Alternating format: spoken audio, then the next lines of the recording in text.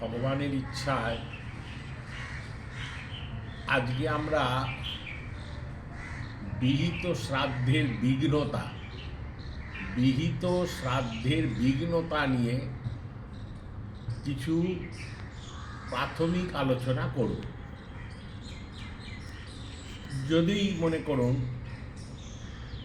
কারোর পিতৃশ্রাদ্ধ নির্ধারিত হয়েছে যে আজ থেকে আজকে 28 জানুয়ারি 2026 তার পিতৃশ্রাদ্ধ নির্ধারিত হয়েছে অশৌচ পালন করার পর, সম্ভবত সেটা ফেব্রুয়ারি মাসের 3 তারিখে তিথিটা পড়েছে, বা সেই দিন আদ্য শ্রাদ্ধ, যেটা প্রথম শ্রাদ্ধ, সেই শ্রাদ্ধটাও সেদিনকে হবে বলে স্থিরীকৃত হয়েছে, নির্ধারিত হয়েছে। কিন্তু কোনো কারণবশত, বিশেষত সাম্বৎসরিক শ্রাদ্ধ, মাসিক শ্রাদ্ধ, পার্বণাদি শ্রাদ্ধ, পার্বণ শ্রাদ্ধ, পার্বণ বিধিক শ্রাদ্ধ, এগুলোর ক্ষেত্রে এটা খুব আলোচনাটা প্রাসঙ্গিক। যদি কোনো রকম প্রতিবন্ধকতা আসে, তাহলে আমরা সাধারণত কি করি না, কৃষ্ণপক্ষের একাদশী কিংবা অমাবস্যাতে সেই শ্রাদ্ধটা করে থাকি। এটা রাজমার্তণ্ডের একটা বচন আছে যে শ্রাদ্ধ বিঘ্নে সমুৎপন্নে অন্তরাবৃতসূতকে একাদশ্যাম প্রপূর্বিত কৃষ্ণপক্ষে বিশেষতঃ। যদি শ্রাদ্ধের বিঘ্নতা আসে, কিভাবে না, অন্তরা মৃত সূতকে, মৃত অশৌচ কিংবা জননা শৌচের দ্বারা।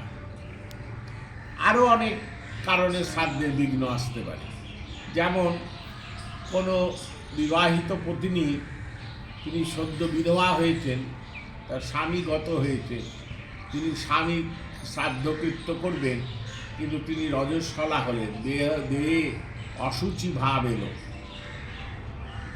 তখন আমরা তৎক্ষণাৎ এই রাজমার্তণ্ডের যে প্রচলিত, বহুল প্রচলিত, জনপ্রিয় যে মতটা আছে সেটাকে অনুসরণ করি, অর্থাৎ অন্তরা মৃতসূতকে একাদশ্যাম প্রপূর্বিত কৃষ্ণপক্ষে বিশেষতঃ। কিন্তু এইখানেও স্মৃতিশাস্ত্রে মতান্তর আছে। স্মৃতিশাস্ত্র অন্য জায়গায় বলছেন,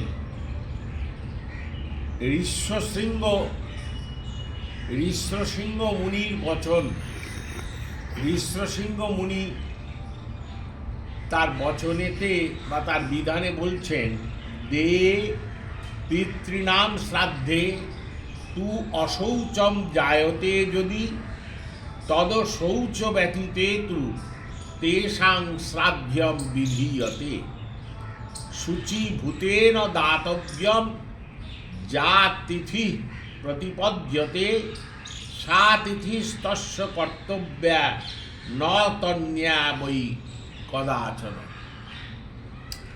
একটা সম্পূর্ণ বিপরীত কথা বলছে দেখুন, দে পিতৃনাম শ্রাদ্ধে তু অশৌচ জায়তে যদি, কোনো কারণে শ্রাদ্ধ করার পূর্বে আর একটা অশৌচ চলে এলো, সেই অশৌচ আসার ফলে এই শ্রাদ্ধটা বিঘ্ন হলো, শ্রাদ্ধটা হলো না। তখন বলছে কোনো রকম তাই জন্য চিন্তা করো না, এই যে অশৌচটা চলে এলো, এই চলে আসা অশৌচটা যেদিনকে চলে যাবে, মানে সম্পূর্ণ হবে, সেই দিনকে শ্রাদ্ধকর্তা স্নান করে শুচি হবে, তদ শৌচ ব্যতীতে তু তেষাং শ্রাদ্ধ্যম বিধীয়তে। সেই অশৌচটা চলে গেলেই আগের যে শ্রাদ্ধটা নির্ধারিত হয়ে আছে সেই শ্রাদ্ধটা করবে। শুচিভূতেন দাতব্যম যা তিথি প্রতিপদ্যতে, সেদিনকে যাই তিথি হোক, অমাবস্যা হোক, প্রতিপদ হোক, একাদশী হোক, ত্রয়োদশী হোক, যা তিথি হোক, যেদিন তিনি শুচি হবেন, অসৌচ চলে যাবে, পরে আসা অসৌচটা, সে অসৌচটা চলে গেলেই স্নান করে তিনি আগের শ্রাদ্ধটা করবেন। সেখানে তিথির কোনো পরোয়া করার দরকার নেই। আবার দেখুন, ওই রজস্বলা বলেছিলাম, যথা ভর্তু সংবাৎসরিক শ্রাদ্ধ দিনে শ্রাদ্ধাধিকারিণী ভার্যা রজস্বলা ভবেৎ তদা সা তৎশ্রাদ্ধম শুদ্ধি স্নানাদিনাৎ পরদিনে কুর্যাৎ। কবিরের বচন। যদি রজস্বলা হয় নারী, তার স্বামীর শ্রাদ্ধ, সংবৎসরিক শ্রাদ্ধ পত্নী করতে পারেন, এই বিধি আছে। এখন পত্নী কোনো কারণে আটকা পড়ে গেলেন, আমাদের যেটা বলেন দেহে অসুচি ভাব এলো, তাহলে যেদিনকে তার রজস্বলা নিবৃত্ত হবে, যেদিন সেটা সমাপ্তি ঘটে যাবে, তার পরের দিনকে তিনি স্নান করে, সেদিন স্নানাদি করে শুদ্ধি হয়ে তার পরের দিন তিনি স্বামীর যে ওই বকেয়া সংবৎসরিক শ্রাদ্ধটা সেটা করে নেবেন। তাই জন্যে তাকে অমাবস্যা, একাদশী এইসব যে মানতে হবে এরকম কোনো মানে নেই। কত সুবিধার ব্যবস্থা বলেছেন। গভীর কি বলছেন, অপুত্রা তু যদা ভার্যা সম্প্রাপ্তে ভর্তুরাব্দিকে রজস্বলা ভবেৎ সা তু কুর্যাৎ তপ্ত পঞ্চমেহনি। বলা হয় সাধারণত পঞ্চম দিবসে স্নান করলে এই ব্যাপারটা সূচি হয়ে যায়। পঞ্চম অহনি, পঞ্চম দিনে স্নানাদি কার্য করার পর তিনি তার প্রতি শ্রাদ্ধটা করবেন। কারণ অপুত্রা তু যদা ভার্যা সম্প্রাপ্তে ভর্তুরাব্দিকে, আব্দিকে মানে সংবৎসরিক কার্য, যে শ্রাদ্ধ বছর বছর তিথিতে করা হয়। স্বামীর আব্দিক শ্রাদ্ধ অর্থাৎ স্বামীর সংবৎসরিক শ্রাদ্ধ কোনো কারণে পত্নী, অপুত্রা পত্নী, তার ছেলে নেই, তিনি করার অধিকারী, তিনি কোনো কারণে আটকে গেলেন, তাহলে যেদিনকে তিনি শুদ্ধি স্নান করবেন, শুদ্ধি স্নান করার পরই তিনি তার স্বামীর শ্রাদ্ধ করবেন। সেখানে কি তিথি পড়ল, কি পক্ষ হলো, কি বার হলো, তার অত গ্রাহ্য করার দরকার নেই। তথা অশৌচেন অপাঠবাদিনা বা মিথতিতৌ শ্রাদ্ধবাদে কৃষ্ণৈকাদশ্য অমাবস্যাং বা তৎ কর্তব্যং যথা ষট্ত্রিংশত্তম ষট্ত্রিংশৎ বলে এক গুণী ছিলেন, তিনি তার মতে দিয়েছেন, মাসিকে চাপদিকে তন্হি সম্প্রাপ্তে মৃতসূতকে বদন্তি শুদ্ধৌ তৎকার্যং দর্শে চাপি বিচক্ষণ। মাসিক শ্রাদ্ধ কিংবা সাংবাৎসরিক শ্রাদ্ধের দিন জননাশৌচ বা মরণাশৌচ হইলে সেই শ্রাদ্ধ অশৌচান্ত যেদিন হবে সেই দিনে করবে, অথবা কৃষ্ণের পক্ষের একাদশী অমাবস্যায় করা যাবে। প্রথম হচ্ছে মাসিকে চাপদিকে তন্হি সংপ্রাপ্তে মৃতসূতকে, সংবৎসরিক শ্রাদ্ধ হোক কিংবা মাসিক শ্রাদ্ধ হোক, যদি আর একটা অশৌচের কারণে সেটা বাধা পড়ে যায়, তখন বাধা পড়লে বদন্তি শুদ্ধৌ তৎকার্যম, যেদিন তিনি শুদ্ধ হবেন, তার হঠাৎ চলে আসা অসৌচটা চলে যাবে, তিনি স্নান করে শুদ্ধ হবেন, দর্শে চাপি বিচক্ষণ, সেই দিনই তিনি সেই বকেয়া শ্রাদ্ধটা, যে শ্রাদ্ধটা নির্ধারিত ছিল, সেই শ্রাদ্ধটা করবে। এটাই স্মৃতিশাস্ত্র সবসময় এক মুখে তো চলেনি, না চলার ফলে সেখানেতে ওইরকমভাবে একটা মত চলে এসেছে যে শ্রাদ্ধ একাদশী অমাবস্যাতেই প্রতি শ্রাদ্ধ করতে হবে, এরকম ব্যাপার নেই। অশৌচজনিত কারণে বা দেহের অসুচিতা চলে আসার কারণে যদি শ্রাদ্ধ বন্ধ হয়ে যায়, তাহলে সূচি হলেই সেদিন শ্রাদ্ধ করা যায়।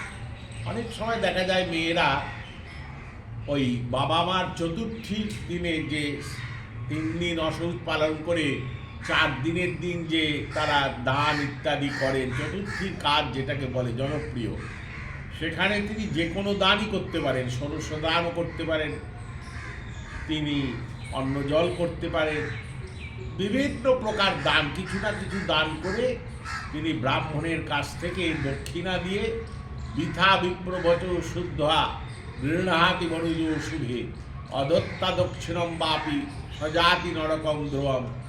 ব্রাহ্মণের কাছে যে শান্তির জল নিয়ে আপনি শুচি হবেন, আশীর্বাদ নেবেন, কারণ বলাই হয়েছে, স্মৃতি বলছেন যে স্বস্তিবাচন না করলে সূচিতা আসে না। সেই স্বস্তিবাচন করানোর জন্যে ব্রাহ্মণকে দান এবং দক্ষিণা দিতে হবে। যদি বৃথা বিপ্রবচ সত্যা, বিনা পয়সায় ব্রাহ্মণের আশীর্বাদ নেন বা বিনা পয়সায় ব্রাহ্মণের দক্ষিণা না দিয়ে তার থেকে শান্তির জল নেন, তাহলে আপনার তো শান্তি হবেই না, উপরন্তু আপনার আবার সেই বিপর্যয় চলে আসবে। তা সেইখানেও এই কথা সত্যি, মনে করুন আটকে গেছে, এবার এই রজস্বলা নারী যেদিনকে স্নান করবেন, স্নান করেই তিনি সেই দিনকেই তার ওই চতুর্থীর কাজটা করে নেবেন। তার জন্যে তাকে আবার একাদশী অমাবস্যা এই রকম অপেক্ষা করতে হবে না।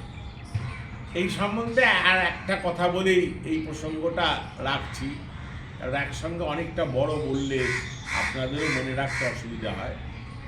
দেখুন, আমাদের সনাতন হিন্দু ধর্মেতে সব কিছুই কৃত্য তিথিবিহিত হয়, তিথি অনুসারে করা হয়। আমরা দিবসটাকে একটু অগ্রাহ্য করি, কিন্তু পিতামাতা মারা গেলে মহাগুরু নিপাত বা সপিণ্ডবর্গ, শাকুল্য, সমানোদক, এর যা আছেন, এদের মৃত্যু হলে, বিশেষ করে বাবা মা মারা গেলে পুত্রগণ যে শ্রাদ্ধ করবেন তাকে বলে আদ্য শ্রাদ্ধ, প্রথম শ্রাদ্ধ। সেই শ্রাদ্ধটাই কিন্তু তিথি অনুসারে নির্ধারিত হয় না, বার অনুসারে হয়। অর্থাৎ কার কদিন অসুচ, বিপ্রের ক্ষেত্রে 10 দিন, ক্ষত্রিয়ের ক্ষেত্রে 12 দিন, এরকম ভাগ আছে। সেই দিন বা বার দিন হিসেবে ধরা হয়। 10 দিন যেদিন অতিক্রান্ত হবে, একাদশ দিনে তিনি শ্রাদ্ধ করবেন, যা তিথি করবেন। এইখানে কিন্তু সনাতন ধর্মে তিথিকে গ্রাহ্য করা হয়নি। আরও 2-1টা বিষয় আছে যেখানে তিথির অতটা গ্রাহ্যতা আসে না, যেখানে দিবসকেই প্রায়োরিটি দেয়া হয়। আবার সময় আসবে, আগামীকাল, আগামী দিন আসবে,